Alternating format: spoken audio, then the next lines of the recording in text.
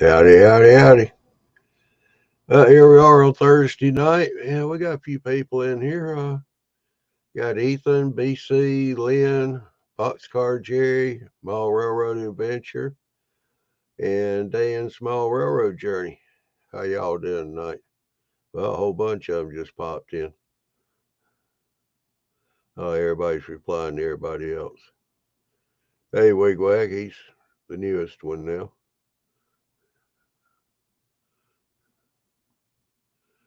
Alrighty. Andy said he'd be popping in a little bit, so we'll see what goes on. Dwight, he just jumped in. Oh, guess better do this. All right. Like I said before, if you got a webcam, you're welcome to come in on the panel.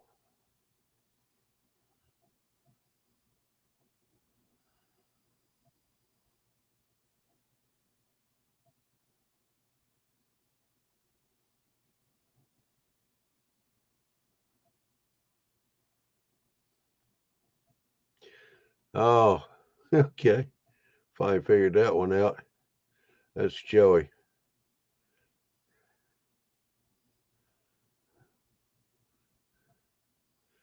Touch of the brush, mild weathering. I hope that's Joey. Hey, Mark. Yeah, been in here for a while. How you doing?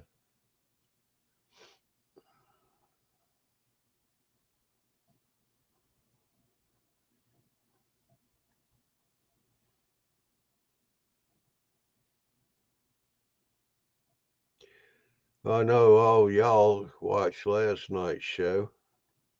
Yeah, I thought that was you. Looks like Miles invented a pretty decent attachment to go on the Dremel.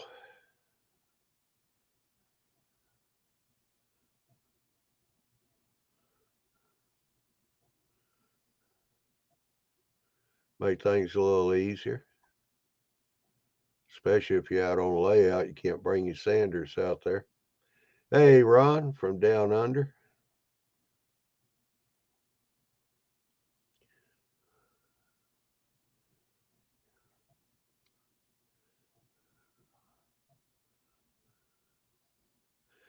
Well, Dan, the show is recorded, so if you want to go back and kind of look through it.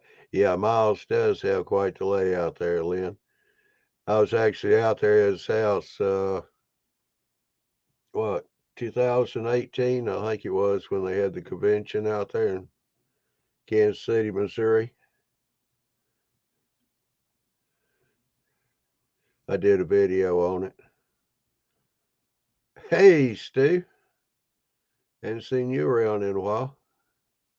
Hope everything's going well for you. I know you're biting at the chomp to get warm weather so you can get back to working again. Yeah, he does seasonal work.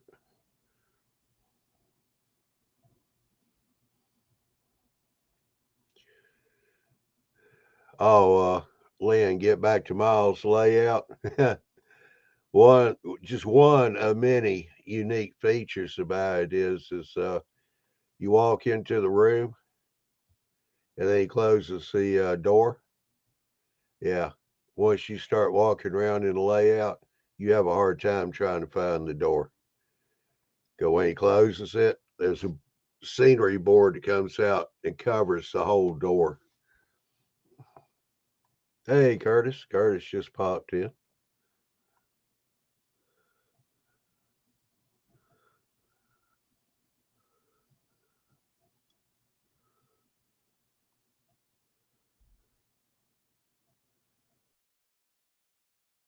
Oh, that's good, Stu. He said life is good.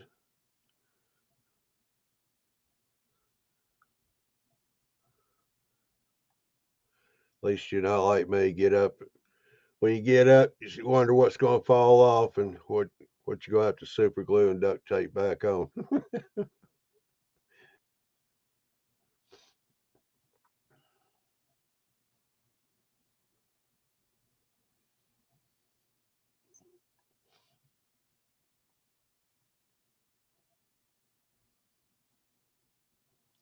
Yeah, I've been doing pretty good there, Curtis.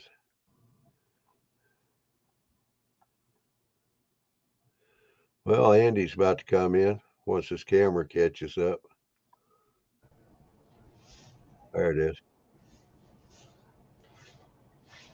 What's up? What's up, Andy?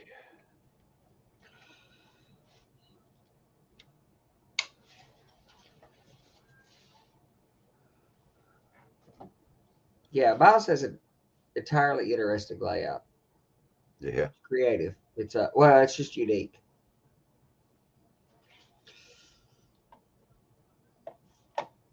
Hey, you and Robert got a show this Saturday at 7 o'clock, right? Yeah, 7 o'clock. Is it seven Eastern. o'clock? Is it 7 o'clock Eastern? Yeah. Okay. Yeah, that'd be right. Yeah. Stu said he carries a bag of spare parts. Yeah.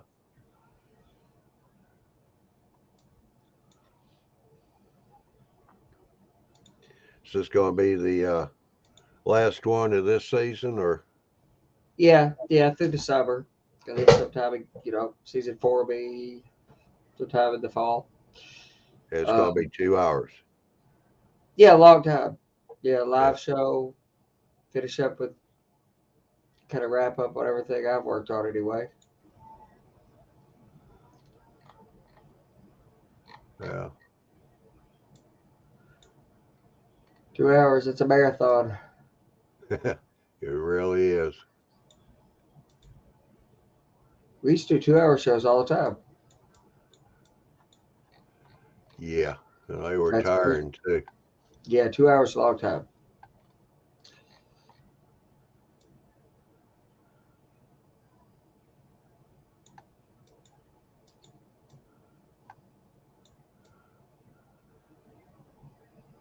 But okay.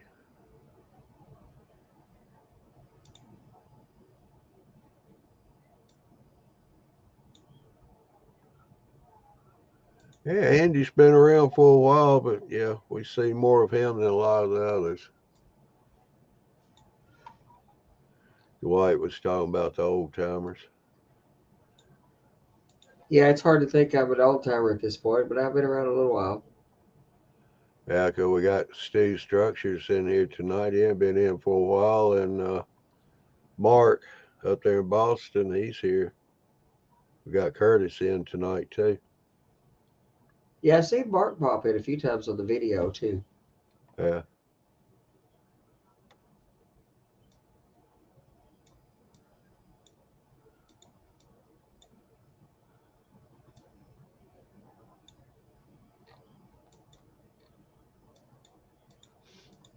Uh,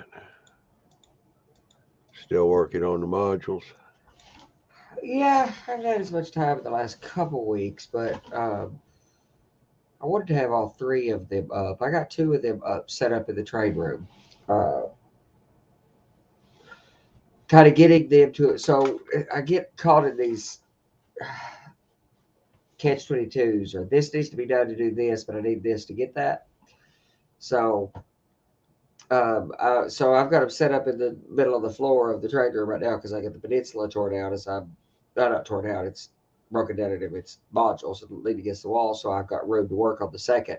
I want to put up the top deck that's ready to hang, but I've got to build the raised floor sections. So I've been kind of going round and round. I am with the guys on the nightlies when I've been able to get in recently to kind of take a look at my design and give me ideas on it to figure it out because it's complicated to have as small a room as I have to have almost 2 foot raised floor sections and sections is tricky to pull off. Yeah. It's not a big layout. It's a small layout. It's a small room. It's just very dense.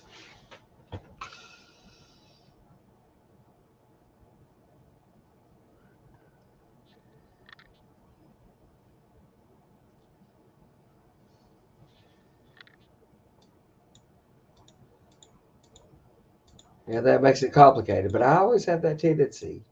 I start out with simple ideas, and they always end up complicated for some reason.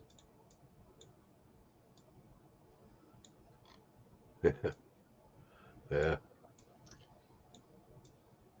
That's my nature. Yeah, Stu said he hadn't been on much either, but I guess that's saying life. Yuck. Yeah. Well, now's really typically fairly prime modeling season for a lot of people, but I don't find it is. I end up working a lot through the winter a lot of times.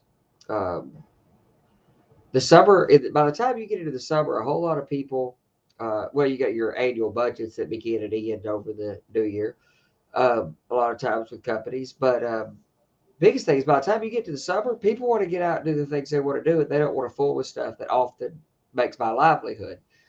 Um, so often I have a lot more time in the summer typically, and I don't really do a lot of outdoorsy stuff like I used to so much. So I get busy this time of year. I see all kinds of other people modeling and following people on Facebook through the winter is frustrating when I'm busy enough that I don't really feel like doing a lot. But I'm getting ready to start a new. I've got a video series coming up soon too on the bridge that I've been debating with myself and Ralph and Robert and others about for a few years. But Yeah. which is complicated too. But I'm starting it. I'm going to shoot video of it as I build the almost 7 foot long bridge that goes over the aisle. Yeah, Lynn's wife just called him dinner. He told her that he's watching me, and she says that this isn't Heath's night, is it? Nope, I'm the Southern gentleman.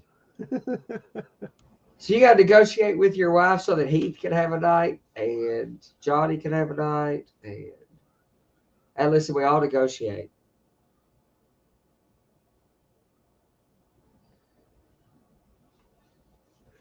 Yeah, Dan said work is taking up his time. Modeling is slow. Me Tonight too. he glued the sides of a building. Hey, got a little bit more done than what you did have. Yeah, they say. I've heard a lot of the very experienced names in the hobby say for years the way that they for sure made progress was 15 minutes or 30 minutes, whatever it was, something like that, 15 to 30 minutes a night, every night in the basement. Always make a little bit of move forward. That's great. That's fun. I don't mind going in for 15 minutes here and there and looking around, get some ideas. But if you're doing much of anything by the time you get paid out, or by the time, even in a dedicated layout room, dedicated workshop, then by the time you get stuff out to start working with, you really need a 30 minute or an hour. And I'm at a point where really every project I have is a half of a Saturday to reposition.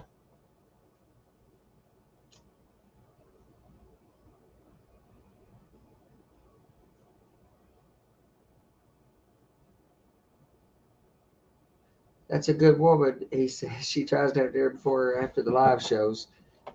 She's probably a keeper.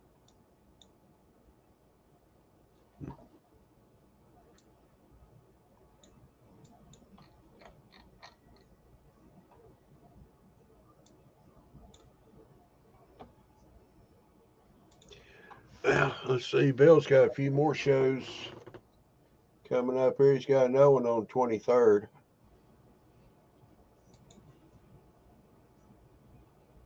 And that'll be the last show for this month.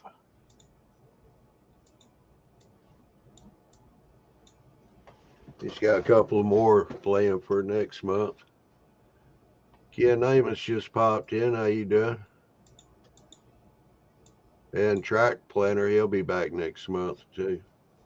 Yeah, I'll have the first show on the bridge next month too. Huh? Late next month. I had the first show on the bridge construction series starting next month too. Late next month. But Yeah. most of those are going to be pre-recorded shows too, because I've got to work on a bunch of it over a week or 2 or 3, and then kind of record that and show it to you guys what I'm working on. And then we'll have a live show or two so we can kind of talk about it, so I can get some input, because I don't have all this perfectly figured out. I've got a pretty good design and it's unique, but it's complicated.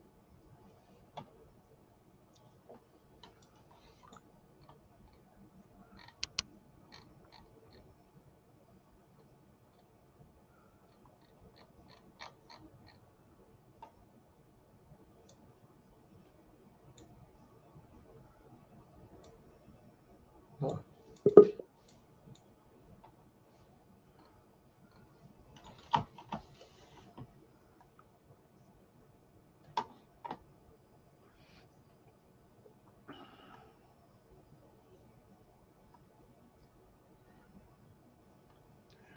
There he is.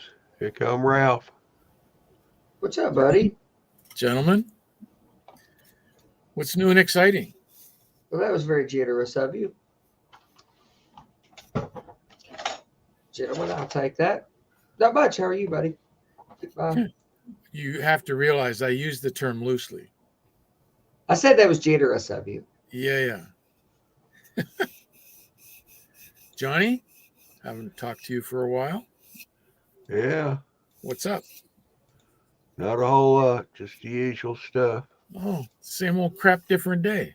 It just gets a little worse some days. Okay. Like here lately. Yeah. Fair enough. Yeah. Now I sit there and I get a email from a website called allrecipes.com. Yeah. I sit there and throw up some Italian dishes occasionally or cannolis.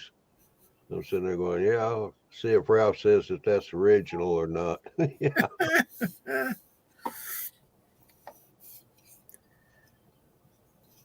Well, BC wants to know, Ralph, you ever watched the Boomer Dioramas guy? oh, you don't know what can of worms you just opened. Yes, I do. So does Andy. We both Absolutely. love it. Yeah. We both love it.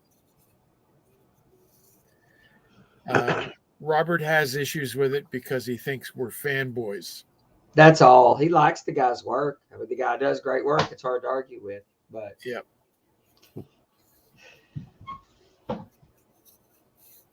you don't get a new channel on YouTube, new motor railroading channel on YouTube that's particularly good that often. That's right. Well, we got a new guy just come in here. It's Charles S. He said hi, and he said asked if it would be okay to talk about his LED signals that he recently released in HO and N scale. He's an aftermarket company that does a few mile railroad items. Well, Hey, sure, give us a link to it. Charles, I'd like to see what you got anyway. yeah. I gave up on most of the signal manufacturers. I bought a bunch of examples of signals, and they're mostly pricey. I gave up on it and basically decided to etch and produce and solder my own together. But that's an involved process for a lot of signals. Send us a link and an email address, and we'll get maybe even be on Big Bill's show. Oh, yeah. There's a good platform to start with. Absolutely. If you're interested in that, Charles, just go, what was Bill? Is it Big Bill or just Bill? Just Bill. All right, Bill at milerailroadinglive.com. Send me an email, let him know you like to be on the show. Well, put your link up here in the chat. We'll go take a look at it. And tell them Ralph and Andy said yes, it's okay. Not that that's going to make any difference. But It may not let you put a clean link in, but if you drop it in, I could. Don't get you no discounts.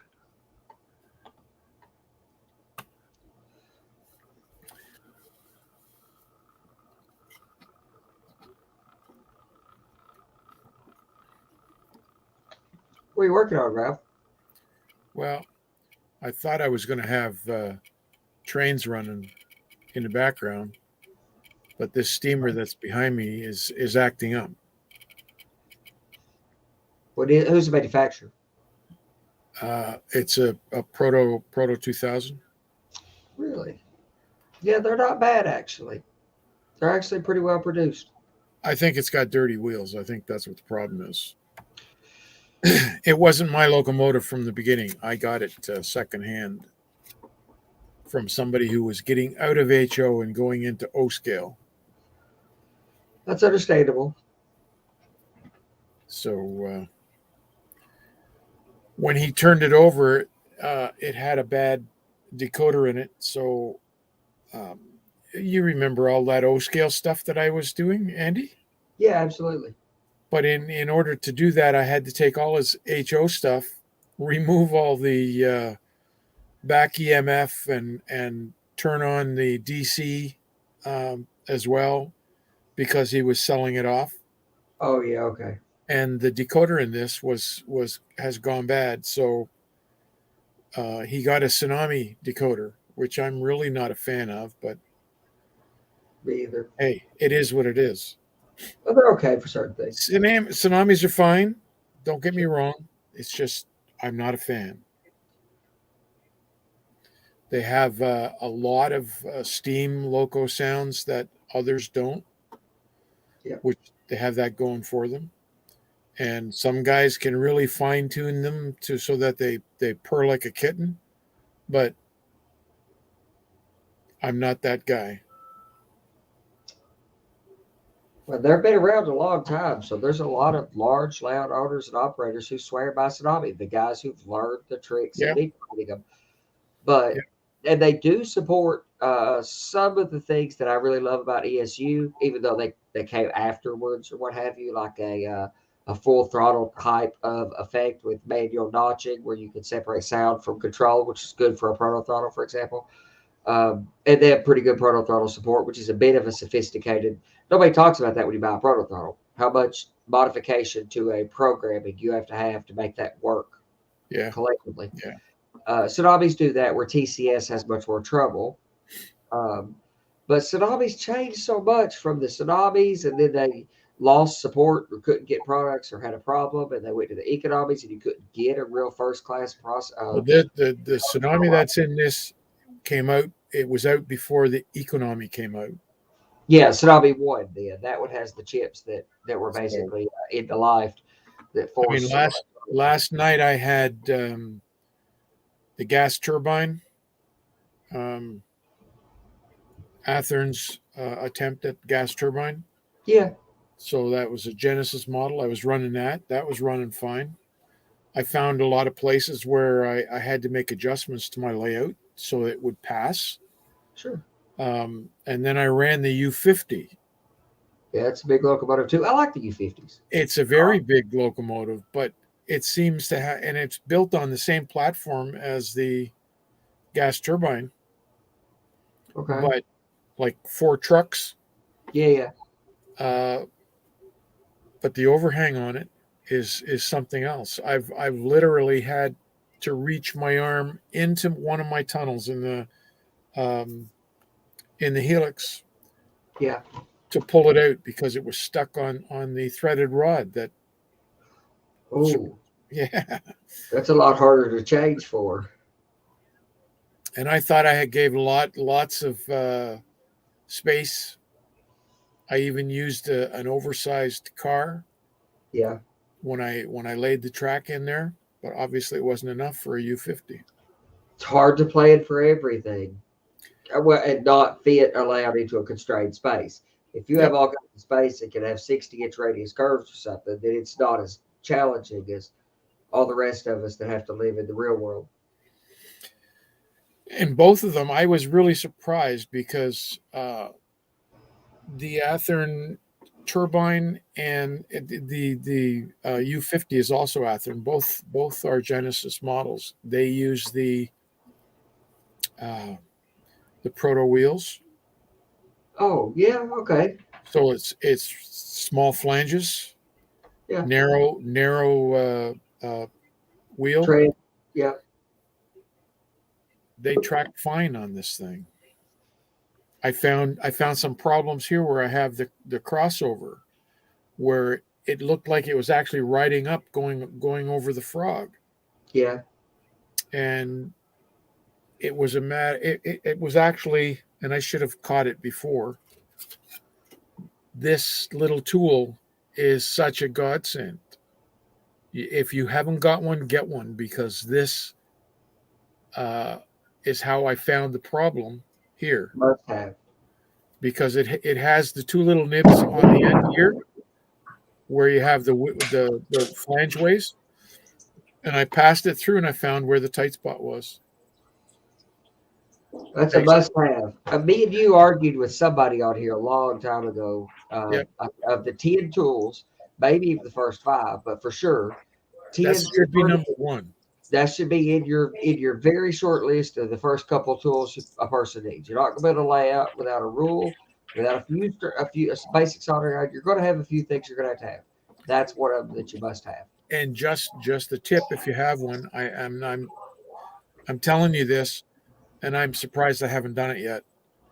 Take a bolt and lock a bolt and nut through the hole that's in the center, because that hole serves nothing, but that will stop this from laying down flat on your layout.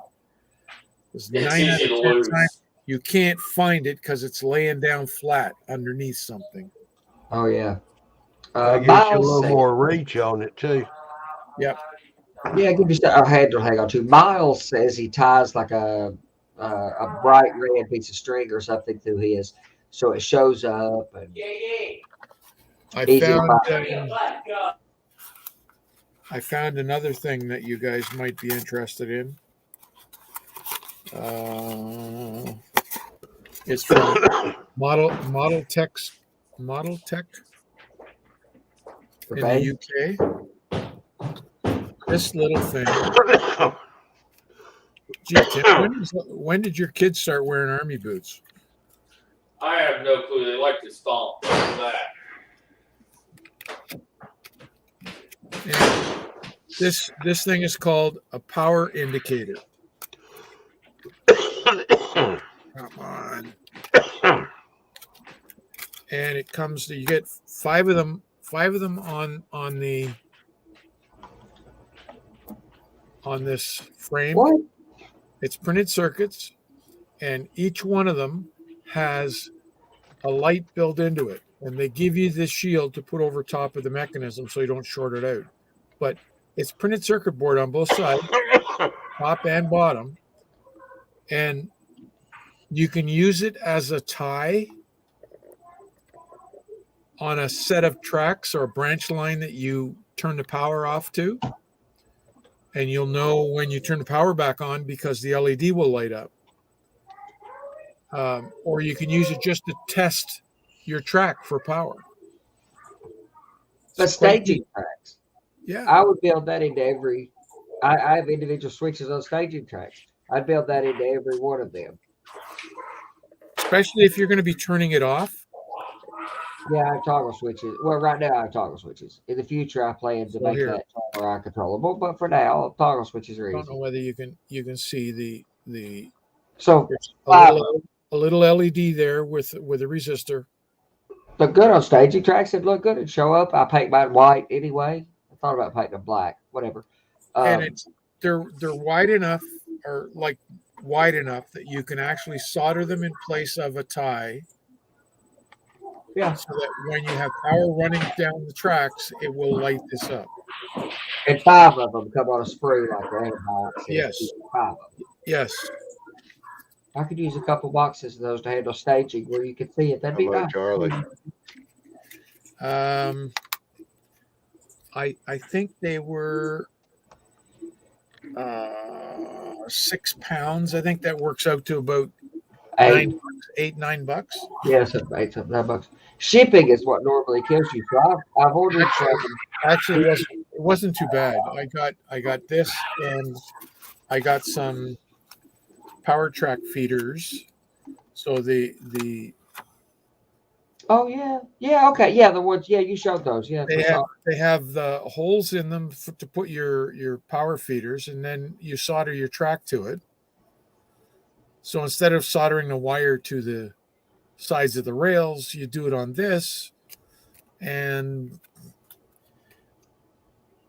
I've been these doing that for a while in Staples. these were 6 pounds, and the power track indicator was 12 pounds, Okay, and so, that's so still not about a bad price.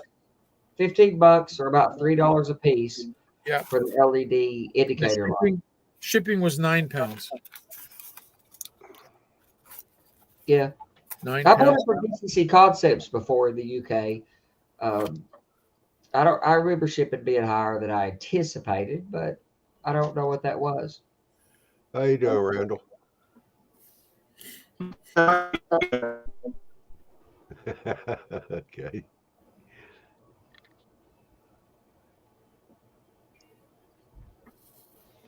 Am I breaking up? Yeah. A little A bit. little bit. We gotta get a camera, but that's okay. Randall, Bill. Yeah. Won't you just send him your address because you won the giveaway last night? Say that again. You won the contest last night, the giveaway. Oh, really? Bill needs your Okay. Yeah, Bill needs your mailing address. You want me to just email it to you? Yeah, he wants you to email him your mailing address. Okay. I'll have to look on his channel. Is it on your channel? Can you see the chat? Oh, hang on, let the chat up. He just posted it in the chat. He probably won't see that. On YouTube. Oh, okay. Yeah, just go over on the side panel and hit comments. You'll see it. Let me put that down. And then I've been hearing people saying that Testers is not making dull coat anymore. I went on the weekend with my son on, it wasn't on the weekend, it was on Monday. We went to Andy, and you've ordered from this guy before, Sunward Hobbies. Oh yeah, I really like ordering in from Canada. I've never walked into a hobby shop. Now, he doesn't handle train stuff. He's got everything else. I've never walked into a store that had so many different brands of paint and stains and all that kind of stuff. Yeah. Anyway, I buy Testers dull coat in this is my old bottle.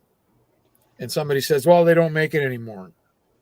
And I'll challenge you to that. There's the new label.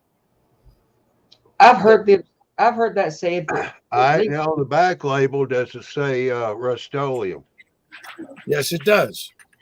So it's not the true dull coat then. Well, it is. It is. I tried it. It is. It's exactly the same. It's Testers is owned by Rust-Oleum Paints now. They're a division. They're a division of Rust-Oleum. That's why, as a replacement for dull coat, I was actually buying the Rust-Oleum plastic safe clear paint. I like that Tamiya stuff. Ralph turned me on to the Tamiya dull coat and the semi-gloss. I can't. Maybe I'll try some other clear coat, but I'm sure not going backwards in quality stamps. I don't want anything that's not. Maybe if something's better than Tamiya, like the Mr. Colors or some others for certain use cases, you can have the Testers. I used it for years. I got some still here, but the Tamiya just sure is much easier to apply without you noticing that you applied it.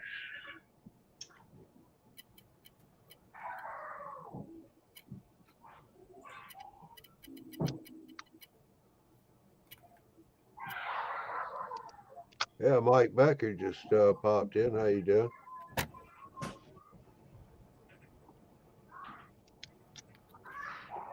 Yeah, sorry, I've been gone for a few minutes. Oh, sorry, go ahead. Yeah, go ahead. I was just going to say I haven't been keeping up lately. I've been gone for a few days. I had to go to Little Rock. So I haven't been keeping up on the old YouTube for the past couple days lately. So,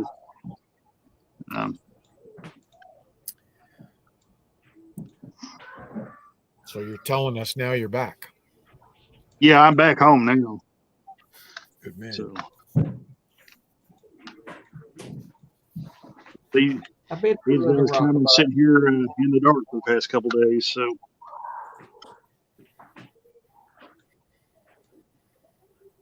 What was that, Andy? So I've been through Little Rock a few times. It's all right. It's all right trip. But yeah, if I get very far behind, I subscribe to a lot of people on YouTube, but I watch a little bit of it every day. But if I get behind, you get YouTube notifications don't work very well if you don't stay up to date on it. So I could be busy for a couple of days and get out of touch. All right, here's one for you, Ralph. Okay. Do you find that the tester's dull coat reacts with alcohol in some real acrylics? Say that again. Tester's dull coat reacts with alcohol, and then what? Real, REAL acrylics. Tester's Maybe dull that's coat. real Tester's dull, acrylics. Tester's dull coat is not acrylic. It's a lacquer. No, does it react? Have you noticed it react with alcohol, which I've had that happen? I was getting there. Yeah, and some real acrylics. I've discovered by accident, and it was a good accident with my weathering. Some alcohol dropped on a dull coat finish, and it turned it white. So if you have that happen, you can solve that by redull coating, and it'll go back to its normal. So I use dull coat as my final finish. Between layers of weathering, I use the Tamiya acrylic clears, satins, and glosses. And it also depends on the type of weathering I'm doing at the time. Also, the other thing that will affect dull coat is mineral spirits. Mineral-based paint will affect dull coat.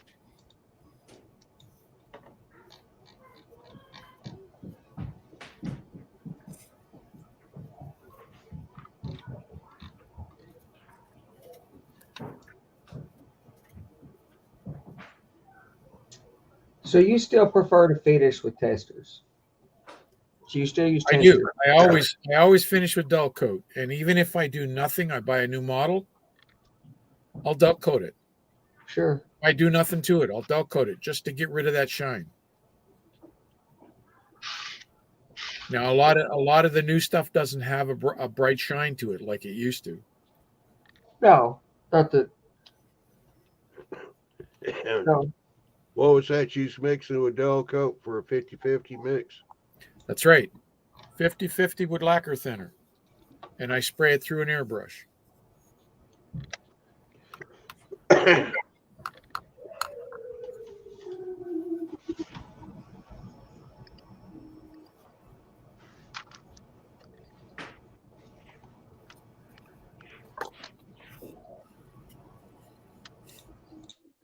Yeah, Scott just popped in. How you doing?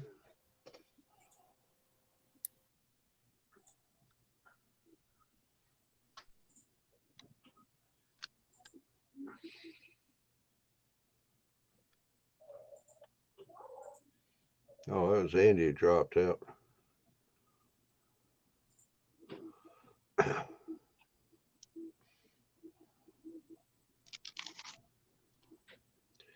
The IT guys having computer problems. Yeah.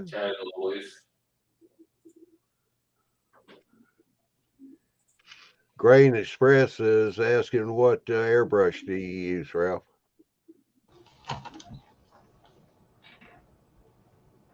You're muted, Ralph. Is asking what airbrush do you use, Ralph? I have about 5 to choose from. My no, not anymore. I asked you what airbrush do you use, Ralph? I'm getting a feedback from somebody. Yeah, we're getting feedback about it. Yes, it sounds like you got a delay going on or something. Okay, I have 5 airbrushes, actually more, but 5 are my prime choices. For the heavy work, I have a suction feed, which has the bottle that fits underneath. That's a single action airbrush. You push the button. Where are we getting music from?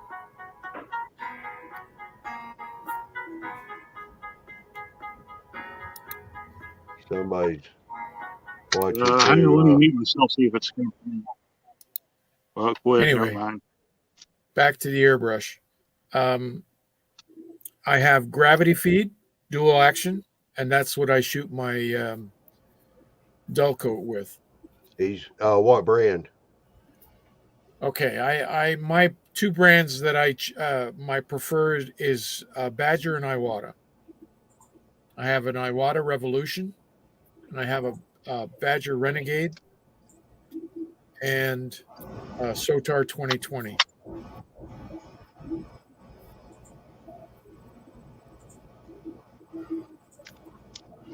As a matter of fact, right now, if you go on our Facebook page, Model Railroading Live, there's a blast there on from USA Airbrush, and they're having a sale on right now, what they call a BOGO sale: buy one get one free.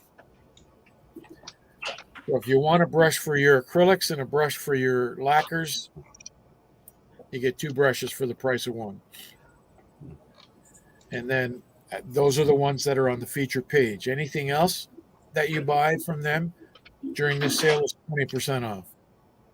I do not get a kickback. I'm just putting it forward to the group so that everybody has the opportunity if they haven't seen it. Michael just popped in. How ye? Well, that actually surprised me right there.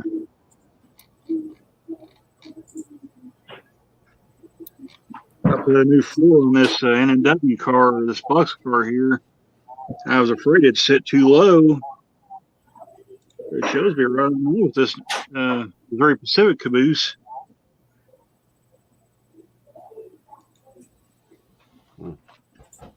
I don't mind anything riding low. It's not hard to solve raising them up. Lowering cars. Oh, no. I've got the fiber washers and stuff if they're sitting too low, but I don't think this one here needs any work done on it. I had to end up putting washers. They cause them to want to wobble too bad for me, which prototype cars wobble too a little bit, but I don't have as good luck with those little fiber washers. I've always had good luck out of it. Wobble. I've always had a tendency for them to wobble with those, and I'm sure what it is there's that little combination that we've all learned. One truck needs to be basically rigid. One truck needs to be able to swivel and slightly rock, and that'll pick up a little traction perfection. But that causes the cars to rack and wobble more. So, and then the washers cause them to rack and wobble even worse for me. So I've had better luck with styrene shims, but because they're wider, give the truck bolster a little space. But the only time I've ever used them is on like roundhouse cars and maybe an Athearn car here and there, and I've always had good luck out of them. I've never really had any wobbling issues out of them. This car here, I had to get a whole new underframe put underneath of it. The underframe that was in fact, I'll show you. I can still find it. But right there is part of it. Somebody had chopped this coupler box up on the end here, and ended up losing one of the top covers on it. And I've got the underframe for that car somewhere that I can show you. If I didn't put it up, I've still got that underframe somewhere. Somebody used to sell a pretty handy underframe for replacing underframes. I mean, MDC, Roundhouse. I don't remember, somebody sold them. Yeah, that's what's under this car is MDC frame. Yeah, those are handy. Or Athens frame. I mean.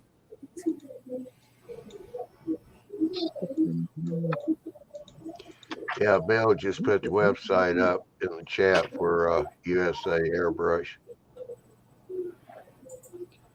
USAAirBrushSupply.com. Good story about Bill. Bill was all ready to pull the trigger and buy an airbrush, and his wife said, "Oh, what are you doing?" And he's, "I'm gonna buy an airbrush." "Well, you don't need any. You got some." So he got. Maybe I'm not telling the story right, but she told him no.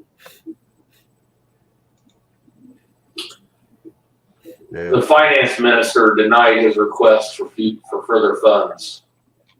Right, the finance minister. Yep.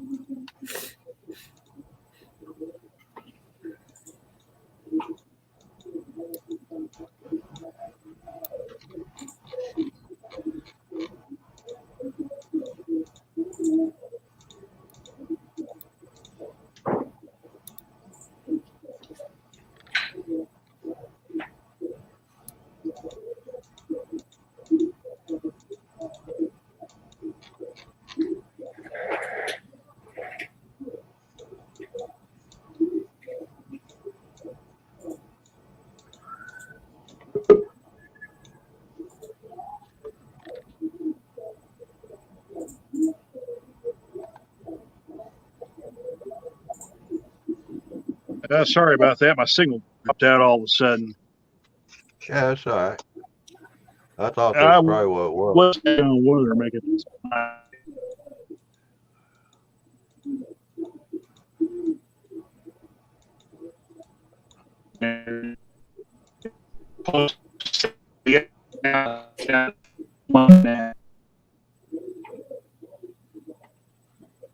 Blowing like 30 miles an hour. Yeah, we couldn't understand what you're saying, Randall. Your audio was choppy. So that's why it was so bad.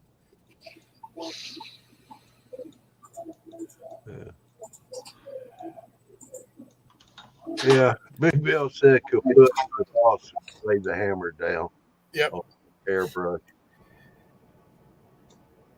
And he was all said he was going to share one brush with Brian from New Jersey.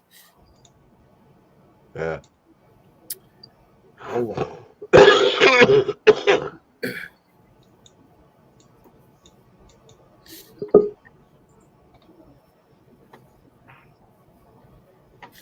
I don't know what's in the air tonight, but something's making me sneeze down here.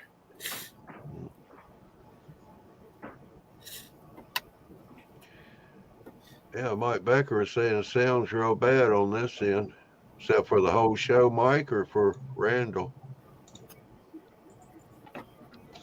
Over here. Is that better? Yeah. Okay. I don't know what the deal is. I can move my tripod around a little bit. My signal gets better. So I don't know what it is. I guess it's just that sensitive. Yeah, which direction the phone turns. Antenna polarization is like that. Phone goes this way, those little things on the antenna are up and down. If you turn the phone sideways, the antennas aren't polarized correctly. So they don't work. It doesn't help that the nearest tower is like 12 miles away either. So. That's right. Probably benefit from a booster. There's technology. All right, Charles, we'll catch you later. He said he had to get back to work. But his website was protectmallparts.com.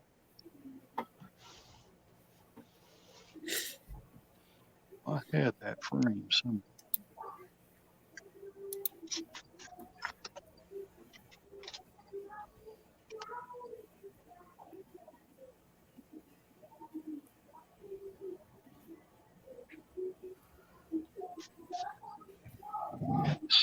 Right.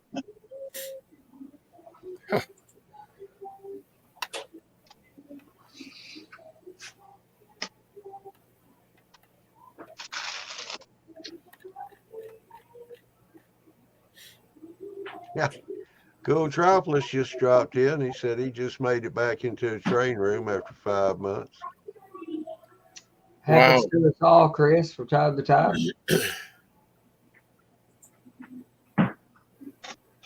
We were beginning to wonder what happened to you.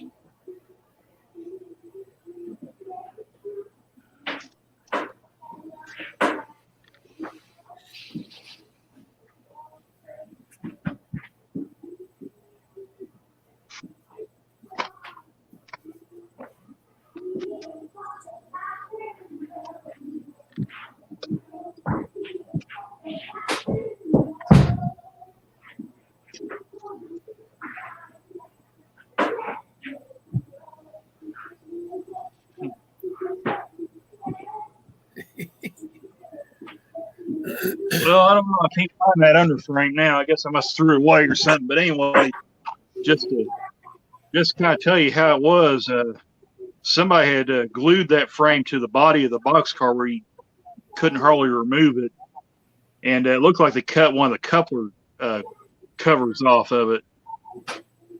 It was all warped up, and it looked bad. So hopefully this new underframe and everything will take care of a lot of the issues. Yeah. You should be able to put a KD box on there in place of it. Yeah, I thought about that.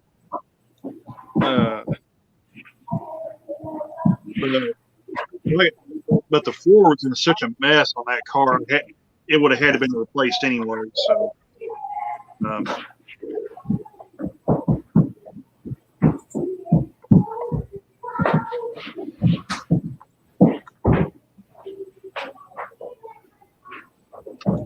that running around and hammering is brutal, Tim. Yeah, I know. I'm already get on him again.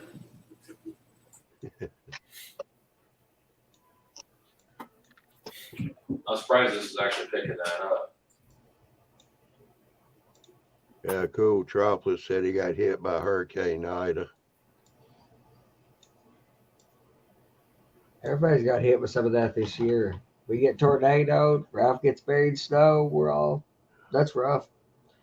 Well, you guys got some pretty rough hurricanes this year, too.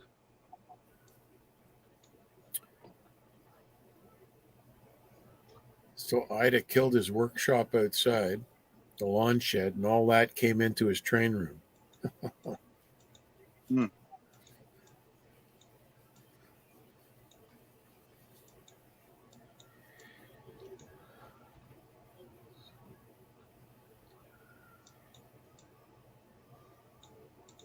Man, them old hurricanes do a number on stuff. Oh, yeah.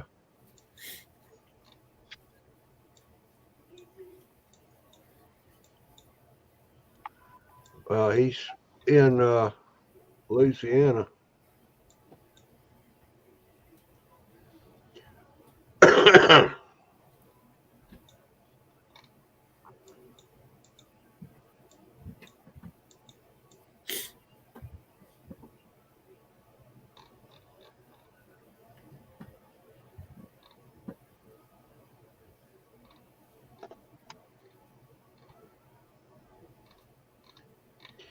Yeah, well, we're kind of approaching the 1 hour mark. Just want to remind everybody that Andy and Robert have got a show this Saturday night. It's going to be an early show. It's going to start at 7 o'clock Eastern time, Saturday.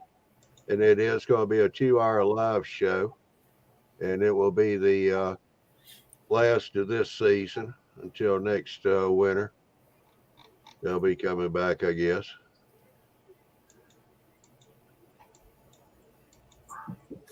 And Eric just popped in at the end of the show here. Go figure.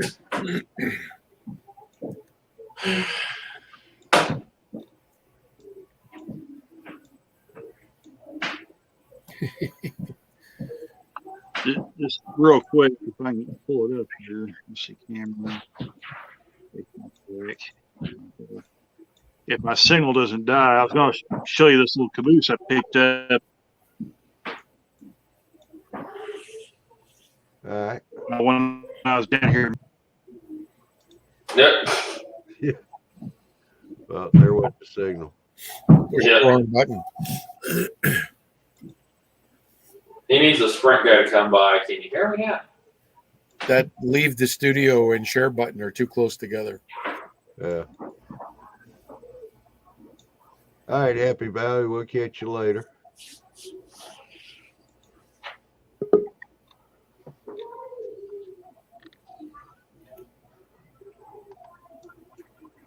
Sorry, that was my bad. I actually hit the wrong button. But I was just going to tell you this. I know that you probably got some Mopac fans in your viewership here. I picked this little guy up here at a hobby shop in Memphis. It was in a discount rack of all things. I saw that and I was like, that's a really cool little caboose. It's even been weathered. So I'll bring it up there you guys can get a good look at it. There. The one thing I see wrong with it's got the chimney broke out, but that's not a big deal. I can drill that out and put a new chimney in it. Pretty nice little freight car. That's an easy fix. Oh yeah.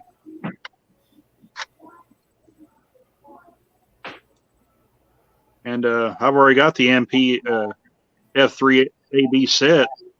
They'll go good with this thing. So. Oh yeah, in Mopac livery. Oh yeah, it's in the dark blue livery. Yeah, I really like that, like blue and cream or whatever. I've had some Mopac equipment. I rather like them. I've not been a specific modeler of them, but I really like the Mopac scheme. And they run across my beloved Southern and LD a lot of their equipment did. Yeah, that pair I found at the hobby shop. Compare other Proto 1000 engines, and I really like them a lot. So, of course, I like these Athearn Blue Box ones too. So, there's the Blue Box version. Get my sausage fingers out of the way, but there's the Athearn Blue Box version that I have. So what are you doing? Are you collecting both scales or maybe multiple scales? I mainly do HO scale, but I kind of like these little F units quite a bit. So wasn't that caboose N scale? It was HO. Is it? It's an HO caboose. So wow. Like I said, it was just sitting there in the discount box. They have them sitting down there between $5 and $8, and I think this one was kind of, if I remember right, it was towards the $8 end, but still a bad buy. Metal wheels. It's got metal wheels. It's got the KD boxes with the couplers. So that's $8 right there for sure. Yep. Rolls good too. I mean, it's pretty free rolling. Probably got KD trucks too. It could be. I don't know if that's what's got underneath of it or not. But move that guy out of the way. But that already been too. I don't just like the KD trucks, but they require a bit of work, and they're a bit expensive for what they are, and they need quite a bit of work. I like I've got a Frisco Y Vision. Yeah, I was just going to say, I got a Frisco Y Vision that's got KD trucks under it. But the bad part with it is when I tried to run it, it started shorting out on the layout. Yeah, it requires some work, in my opinion. You know. I'll have to order the plastic versions, I guess.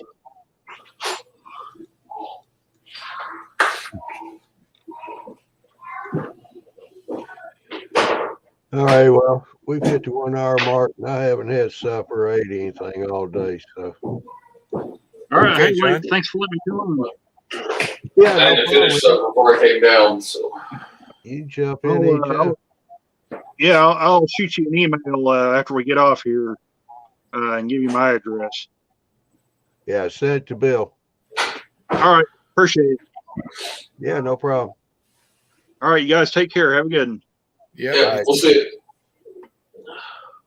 All right, well, I want to say thank you to everybody coming in, and Ralph, Andy, Tim, being on the panel. Yeah. Don't forget about Robert and Andy's shows this coming Saturday night at 7 o'clock Eastern time. I'll do Live show. I'll do my best to remember that. For 2 hours. Maybe longer. All right, Bill's been throwing it up in Railroading Live, the #1 mile railroading show in the universe. That we know of. Yeah. So we'll catch y'all later. Everybody have a good night. Yeah. See you, John. Take care.